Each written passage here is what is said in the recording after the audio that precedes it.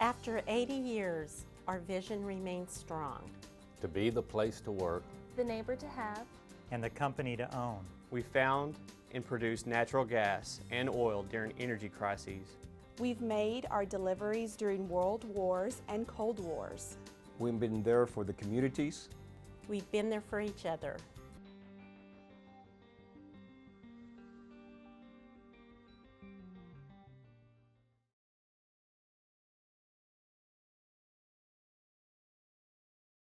when I'm asked by family, friends, colleagues, or even community members why it's important to support child advocates, I tell them about one number, 5,000. On any given day in our city, nearly 5,000 children are the victims of life-threatening child abuse, neglect, and abandonment. Child Advocates is making a positive difference every day, but there's more work to be done. Whether it's volunteerism, financial support, or organizational resources, supporting Child Advocates and its mission will give a stronger and louder voice to the abused and neglected children in our communities. Child Advocates has a simple mission, and in reality, although it's very hard work and it's very consuming work, but for those who have a passion to be the voice for children, it's the perfect place to be and to make the biggest difference that can be made. So annually in Houston, we have the Children's Festival, which is a fun event that many families look forward to every year. So many people come to the Children's Festival. I'm sure if you've been there before, you've seen the crowds. And one of the popular booths every year is the tile painting booth, and El Paso sponsors that booth. Our sponsorship of the Houston Children's Festival began in the early 90s. We've had wonderful experiences at the festival, even before we did the tile painting. One of the things we did that was so much fun was we made hats out of newspaper comics, and we moved into the tile painting booth. And of course, I don't know how we'll ever leave that, because that's where our employees really want to be. It brings the most personal reward for us. I think what's so precious to me about Child Advocates is it's the mission about giving children faced with abuse or neglect an opportunity to thrive. It's a basic security question that we need to address, and it's the one-to-one interaction of volunteers with one case, one family that makes the difference, that cannot be solved in any other way.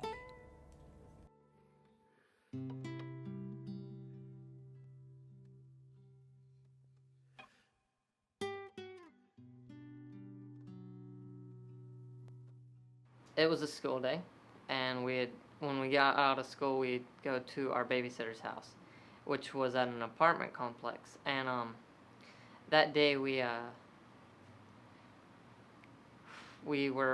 I was outside playing when somebody told me that my babysitter wanted me. At first, I kind of thought it was a spanking for something. I wasn't sure what, and but it turned out they wanted to take pictures and document the bruises that we had, like that I didn't even know we had. Then the police came in and they started asking us questions about our biological mom, and I don't remember what the questions were or anything, but I remember thinking that I was never going to see her again. They didn't tell us why we were being taken away. Nothing was explained to us. We were just told to sleep in a different bed. My first meeting with them, as is with all my children, is just sort of an introductory. Hi, I'm Brenda. This is who I am. If you need anything, I can help you. You know, I'm going to be in your life. I'm going to help you through this. The first time, I was kind of still skeptical about, who is she, why is she coming to see us now? What's her role in all this?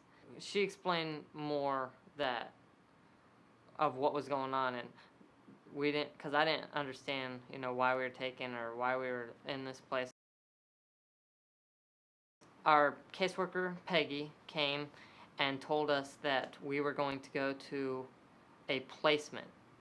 She said that we were going to a house and that we were going to be there for 2 days, and then we'd be coming back.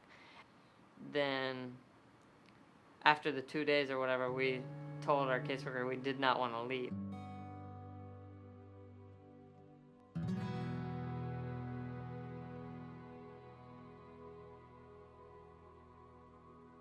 The most touching part to me of this case was I had been to visit their mother in prison because it was my job as the advocate to meet everybody. She and all of her siblings had been victims of sexual abuse.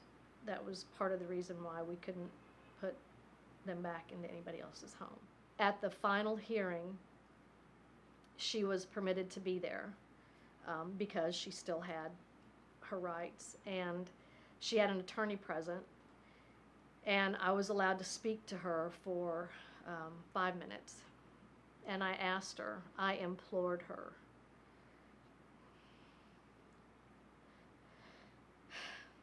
to voluntarily relinquish her rights so that they might have a childhood that she had not been permitted to have. And she agreed. I was very, very moved. It takes a special person, because you have to remove yourself from a situation you have to immerse yourself in. But I would tell them it's not always been the easiest thing I've done, but it's certainly been the most rewarding. Kids can't speak for themselves, and that's why child advocates are important. I think the best thing about child advocates is that they grow a bond with the child, and they stay close and they help. There's somebody that the children can count on to be there. She's a very honest and open person.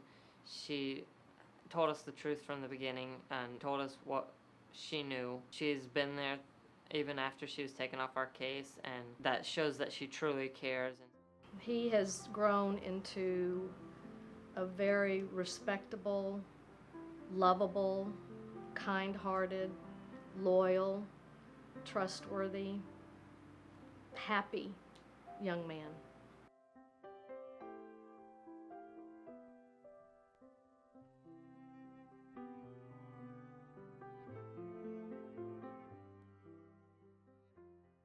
I had the opportunity after I joined the Child Advocates Organization to go to court and observe what happens when we have a case. And I wasn't really sure what to expect. I knew there would be a lot of people involved. I expected it to be a situation that would be very sad and dire for children. And when I got there and met the Child Advocates employee and volunteer and sat through the hearing, honestly, I was overwhelmed. I thought, where do you begin? I mean, how do you take all of these moving parts and all of these people in desperate situations and children in abusive and neglectful situations and make it all work? And the thing that I left with was hope. In the case of Cameron, he's been very fortunate. He's probably had more advantages than a lot of other children that have been in the system. However, if we impact their lives in any small way that causes them to change the path that they would have been on, we've changed the world.